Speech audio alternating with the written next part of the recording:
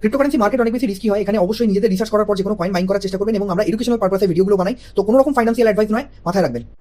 নমস্কার বন্ধুরা, সবাইকে ক্রিপ্টো বার্তায় স্বাগত জানিয়ে আমি শুরু করছি বিকাই। শুরুতেই আজকে যে আলোচনা করব মার্কেট সম্পর্কে আমরা ডিটেলসে দেখার চেষ্টা করব। বিটকয়েনের নেক্সট মোমেন্টাম কী হতে পারে সেটাও কিন্তু কিছুটা আলোচনা করার চেষ্টা করবো। অ্যাট দ্য সেম টাইম মার্কেটে কিন্তু এই মুহূর্তে দাঁড়িয়ে লিকুইডিটি কোন পজিশন আছে, এবং সব থেকে বড় কথা হলো এই মুহূর্তে দাঁড়িয়ে বেশ কিছু এক্সচেঞ্জ কিন্তু প্রত্যেক দিন আমরা শুনতে পাচ্ছি যে বন্ধ হওয়ার মুখে চলে যাচ্ছে বা বন্ধ হয়ে যাচ্ছে। তো সেই এক্সচেঞ্জগুলোকে নিয়েও কিন্তু আমরা কিছুটা ডিটেলসে জানার বা বোঝার চেষ্টা করব যে মার্কেটের মোমেন্টাম কোন পজিশানে আছে, কোন জায়গায় আছে, যে কারণে কিন্তু আমরা এই ধরনের মার্কেটে একটা নেগেটিভ দিক দেখতে পাচ্ছি। অবভিয়াসলি মার্কেটে তো কিন্তু বলা যায় অনেক বেশি প্যানিক সিচুয়েশান আছে, তার সাথে সাথে আপনাদের ফান্ড কীভাবে সেফ থাকা যায় বা সেফ রাখা যায়, আমরা কীভাবে আমাদের ফান্ডকে সেফ রাখতে পারি সেটা নিয়েও কিন্তু আমরা ডিটেলসে ডিসকাস করার চেষ্টা করব। অবভিয়াসলি চ্যানেলকে আগে সাবস্ক্রাইব করুন, তার কারণ হচ্ছে সমস্ত নিউজ আপডেট কিন্তু আমরা ফার্স্ট টাইম চ্যানেলের মধ্যে টেলিগ্রামে বিশেষ করে কিন্তু আমরা দিয়ে দিই ক্রিপ্টো বার্তা অফিসিয়াল এবং ক্রিপ্টো বার্তা বাংলায় কিন্তু আপনারা ডিটেলস পেয়ে যান। এবং ভিডিওকে লাইক করুন, তার কারণ হচ্ছে ভিডিওতে যদি আপনি লাইক না করেন সেক্ষেত্রে কিন্তু আমাদের মোটিভেশনের অভাব হয়। এবং আমি চেষ্টা করব, যেমনটা আপনারা বলেছেন অনেকেই, সপ্তাহে অন্তত 3-4টে ভিডিও দেওয়ার, তো অবভিয়াসলি আপনাদের পাশে থাকার এবং সঠিক তথ্য দিয়ে আপনাদেরকে জানানো এক্স্যাক্টলি কী চলছে মার্কেটে। তো আসুন আমরা দেখে নিই মার্কেটে বিটমার্ট বলে যে এক্সচেঞ্জটা ছিল সেই এক্সচেঞ্জটা কিন্তু বন্ধ হয়ে গেছে এমনটাই কিন্তু জানা যাচ্ছে। এবং সবথেকে বড় কথা হলো এদের যে টোকেন ছিল সেই টোকেনও কিন্তু ক্র্যাশ করে গেছে।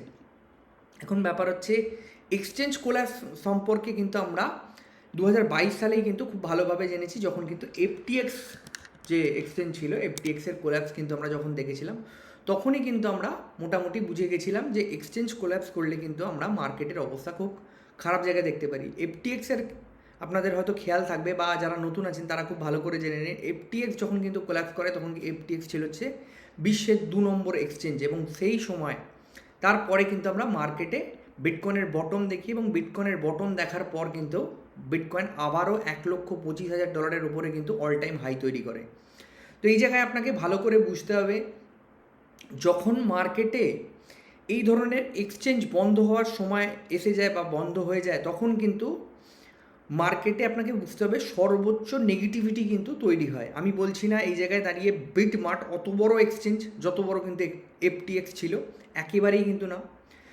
এফটিএক্সের প্রাইস কিন্তু আপনারা দেখেছেন মোটামুটি $80 $90 কাছাকাছি কিন্তু চলেছে, এবং সেখান থেকে কিন্তু আজকে 20 সেন্টসের কিন্তু প্রাইস চলছে এফটিএক্সের যে কয়েন সেটা। তো স্বাভাবিকভাবেই বিটমার্টের যে এক্সচেঞ্জের যে কয়েন আপনারা যদি দেখেন তারও কিন্তু অবস্থা অত্যন্ত খারাপ। এবং বিটমেক্স বলে যে এক্সচেঞ্জটা ছিল সেটাও কিন্তু অলমোস্ট সেপ্টেম্বর থেকে কিন্তু তারা ক্লোজ করে দিচ্ছে। তো স্বাভাবিকভাবেই বিটমার্টের কিন্তু বলা যায় টপ 10 এক্সচেঞ্জের মধ্যে কিন্তু একটা এক্সচেঞ্জ ছিল বিটমার্ট। বিটমার্ট নামজাদা এক্সচেঞ্জ ছিল, দীর্ঘ সময় তারা কিন্তু অপারেশন রান করেছে।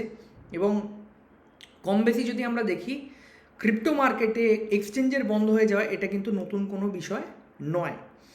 কিন্তু আমরা যখনই কিন্তু মার্কেটে এই ধরনের নেগেটিভিটি দেখতে পাই, যখনই কিন্তু মার্কেট আমরা বলতে পারি বিটকয়েনের বিয়ার সাইকেলে থাকে, তখন কিন্তু এই ধরনের নিউজ আপডেট আমরা পাই। এবং এই জায়গাটাকে কিন্তু সারভাইভ করা এবং এই জায়গাটাকে কাটিয়ে ওঠা কিন্তু আমরা দেখি বিটকয়েনের জন্য প্রত্যেকবারই পসিবল হয়েছে। আমি যেমনটা বললাম, বিশ্বের 2য় নম্বর এক্সচেঞ্জ কোলাপস করে যাওয়ার পর কিন্তু বিটকয়েন আবারও অল টাইম হাই করেছে, এবং আমরা বিটকয়েনকে রিকভারি করতে দেখেছি। তো স্বাভাবিকভাবেই এই জায়গায় দাঁড়িয়ে যত বড়ই এক্সচেঞ্জ হোক না কেন, আমরা দেখি মার্কেট কিন্তু নিজের যে শেপ সেটাকে কিন্তু আবারও রিবিল্ড করে নেয়। তো এই জায়গায় দাঁড়িয়ে চেষ্টা করুন আপনারা নিজেদের যে পার্সোনাল ওয়ালেট সেখানে রাখার, সেটা হতে পারে ট্রাস্ট ওয়ালেট, মেটামাস্ক ওয়ালেট, বা যে কোনো কিন্তু বলা যায় সিড ফ্রেশওয়ালা যে ওয়ালেট হয় সেখানে কিন্তু আপনারা আপনাদের যে অ্যামাউন্ট বা আপনাদের যে ডলার সেটাকে কিন্তু নিজেদের সেফটি সিকিউর ডিভাইসের সাথে কিন্তু রাখার চেষ্টা করুন। অনেকে আপনাকে রেকমেন্ড করবে যে আপনি হার্ডওয়্যার ওয়ালেট ইউজ করতে পারেন, তার কারণ হচ্ছে হার্ডওয়্যার ওয়ালেট ইউজ করা কিন্তু একটু ডিফিকাল্ট, এবং আপনার ফান্ড যদি বড় না হয় সেক্ষেত্রে কিন্তু আমি কখনোই আপনাকে বলবো না যে আপনি হার্ডওয়্যার ওয়ালেট আপনি ইউজ করুন। এবং সফটওয়্যার ওয়ালেট যেটাকে আমরা ট্রাস্ট ওয়ালেট, মেটামাস্ক ওয়ালেট বা এই ধরনের যেগুলো আছে ফ্যান্টম ওয়ালেট, এগুলোকে আমরা বলে থাকি, সেক্ষেত্রে কিন্তু আপনার ডিভাইস যাতে সিকিউর থাকে, সেটা হ্যাক না হয়ে যায়, বা আপনার যে সিড ফ্রেজ আছে সেই সিড ফ্রেজ আপনি কাউকে বলে না দেন, বা আপনার কেউ দেখে না নেয়, বা সেটাকে যদি আপনি স্ক্রিনশট হিসেবে রাখেন, সেটা যদি কারোর সাথে পাবলিক হয়ে যায়, সেক্ষেত্রে কিন্তু আপনার ফান্ড চুরি হয়ে যাওয়ার ব্যাপারটা কিন্তু থেকে যায়। আদারওয়াইজ এই প্রবলেমগুলো আপনি যদি ম্যানেজ করে নিতে পারেন, যে আপনার ডিভাইস কেউ ঘাঁটে না, আপনি কাউকে সিড ফ্রেজ দেননি, বা আপনি হয়তো খাতায় লিখে রেখে দিয়েছেন, সেক্ষেত্রে কিন্তু আপনি সেফলি সিকিউরলি ইউজ করতে পারেন। আদারওয়াইজ কিন্তু বলা যায় কোনো রকম কোনো প্রবলেম নেই। এইবার আপনাদের কাছে কোশ্চেন আসছে যে দাদা আমি তো বিটগেট ইউজ করি, বিটগেট তো সেফ, আমি তো বাইন্যান্স ইউজ করি, বাইন্যান্স তো সেফ। দেখুন, একটা জিনিস আমি আপনাদের বলতে পারি যে কোনো এক্সচেঞ্জই কিন্তু সেফ নয়, আবার সব এক্সচেঞ্জই সেফ। তার কারণটা কি, টপ 5 এক্সচেঞ্জের মধ্যে যেগুলো আছে তারা কিন্তু আমরা দেখেছি যে ঠিকঠাক কাজ করে। আপনাদের হয়তো মনে থাকবে বাইবিটে কিন্তু একটা হ্যাক হয়েছিল, বড়, সব থেকে বড় যে হ্যাকটা, $1.1 বিলিয়ন উপরে কিন্তু হ্যাক হয়েছিল। বাইবিট কিন্তু কোনো রকম উইথড্রল বন্ধ না করে প্রত্যেককে কিন্তু প্রপার উইথড্রল দিয়েছে। সেই সময় কিন্তু বলা যায় আরামসে সেই জায়গাটা কিন্তু তৈরি হয়ে গেছে, কোনো রকম কোনো প্রবলেম হয়নি। বাইন্যান্স, বিটগেট এই ধরনের যে এক্সচেঞ্জগুলো আছে এগুলো কিন্তু বলা যায় টপ লেভেলের এক্সচেঞ্জ। তো এরা কিন্তু সবসময় চেষ্টা করবে আপনার ফান্ড যাতে সিকিউর থাকে, কিন্তু হ্যাকিং বা কোনো রকম কিন্তু নেগেটিভ নিউজে এক্সচেঞ্জ কোল্যাপস এগুলো কিন্তু কখনো বলে কয়ে আসে না। এবং এই জায়গায় কিন্তু আপনার সিকিউরিটি আপনার কাছে, আপনি পার্টিকুলার কোনো একটা এক্সচেঞ্জে সমস্ত ফান্ড আপনার রেখে দিয়েছেন এবং সেই এক্সচেঞ্জেরটাতেই হ্যাক হয়ে গেছে বা কোনো রকম প্রবলেম হয়ে গেছে, এটা যদি হয় সেক্ষেত্রে কিন্তু আপনি পড়ে যাবেন প্রবলেমে। তার কারণ হচ্ছে আপনি টোটাল ফান্ড একটা জায়গায় রেখে দিয়েছেন, আপনার কাছে কোনো ওয়ালেট নেই, কিছু নেই, পুরো ফান্ডটা কিন্তু আপনার কাছে হতে পারে $2,000, আপনার কাছে অনেক, কারোর হতে পারে $50,000 আছে অনেক।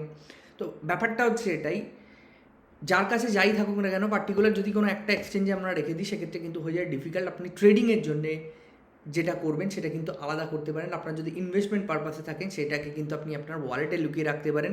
তো এই জায়গাগুলো আপনারা কিন্তু চেষ্টা করতে পারেন। ডেসক্রিপশানে আমি কিছু এক্সচেঞ্জের লিঙ্ক দিয়ে দেবো, আপনারা চাইলে এক্সপ্লোর করে দেখতে পারেন।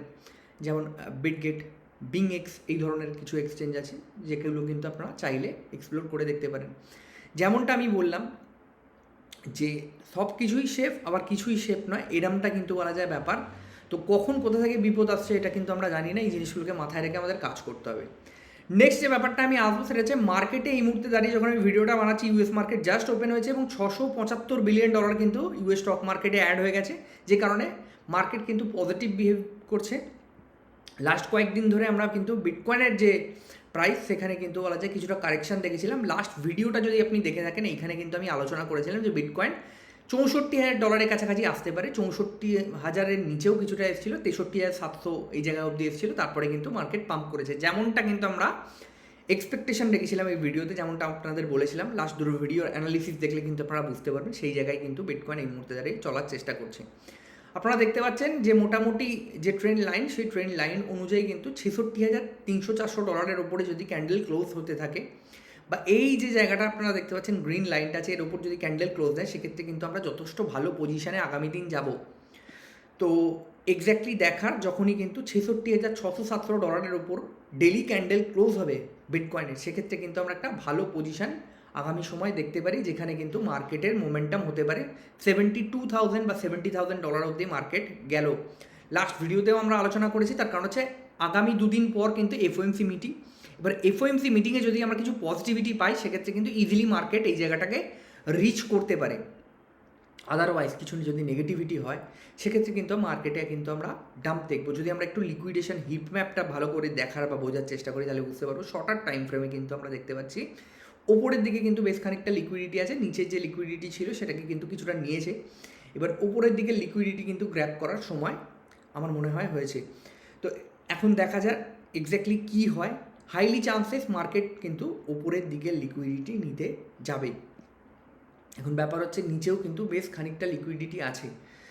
এই মুহূর্তে দাঁড়িয়ে আপনারা যদি দেখেন শর্ট সেলারটা কিন্তু অনেক বেশি হাবি হবে, তার কারণ হচ্ছে মার্কেট বাড়লেই কিন্তু বারবার এই জায়গায় দাঁড়িয়ে অনেকেই কিন্তু মনে করাচ্ছে, আপনাদের বলছে যে এখনও কিন্তু বটম হিট হয়নি, বটম হিট কিন্তু নেক্সট মাসে হবে, বা হতে পারে কিন্তু সেপ্টেম্বরে হবে, অক্টোবরে হবে, নভেম্বরে হবে, এই ধরনের কিন্তু আইডিয়া আপনার কাছে আসছে।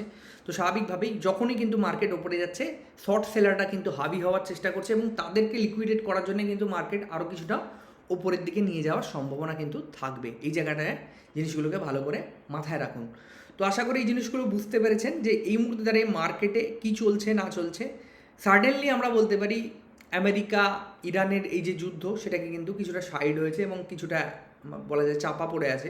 তো সেখান থেকেও কিন্তু যদি কোনো রকম নিউজ আপডেট আসে আমরা মার্কেটের মধ্যে মোমেন্টাম দেখতে পারি। আদারওয়াইজ কিন্তু এফওএমসি মিটিংয়ে কিন্তু আমরা টোটাল মার্কেটের যে চিত্র সেটা কিন্তু পরিষ্কার হয়ে যাবে আগামী পরশু দিন 29 তারিখ এফওএমসি মিটিং, যেখানে কিন্তু আমি জানিয়ে দেবো এক্স্যাক্টলি কোন টাইমে কী পজিশানে কী জিনিস আসতে চলেছে, সমস্ত কিছু ফার্স্ট টাইমে আগে টেলিগ্রামে। তো আশা করি এই জিনিসগুলো বুঝতে পেরেছেন। মার্কেট সম্পর্কে আশা করি সমস্ত নলেজ আমি আপনাদের কাছে তুলে ধরার চেষ্টা করেছি যে এক্স্যাক্টলি আপনার কি করা উচিত। আপনার কাছে যদি বিটিসি ইথ, এতে কিন্তু বলা যায় আপনি যদি ছোটো ছোটো করে ইনভেস্ট করতে থাকেন বা এই জায়গায় যদি আপনার কাছে বিটিসি ইথ থেকে থাকে, সেক্ষেত্রে কিন্তু আপনি ট্রাই করুন। সব থেকে বেস্ট হয় যদি আপনার কাছে আইফোন থাকে এবং সেটাকে যদি আপনি ট্রাস্ট ওয়ালেট, মেটামাস্ক ওয়ালেট সেটাতে ইউজ করতে পারেন। আমার মনে হয় এটা কিন্তু অনেক বেশি সেফ হয়, তার কারণ আমরা আইফোনের সিকিউরিটি সম্পর্কে সবাই মোটামুটি অবগত।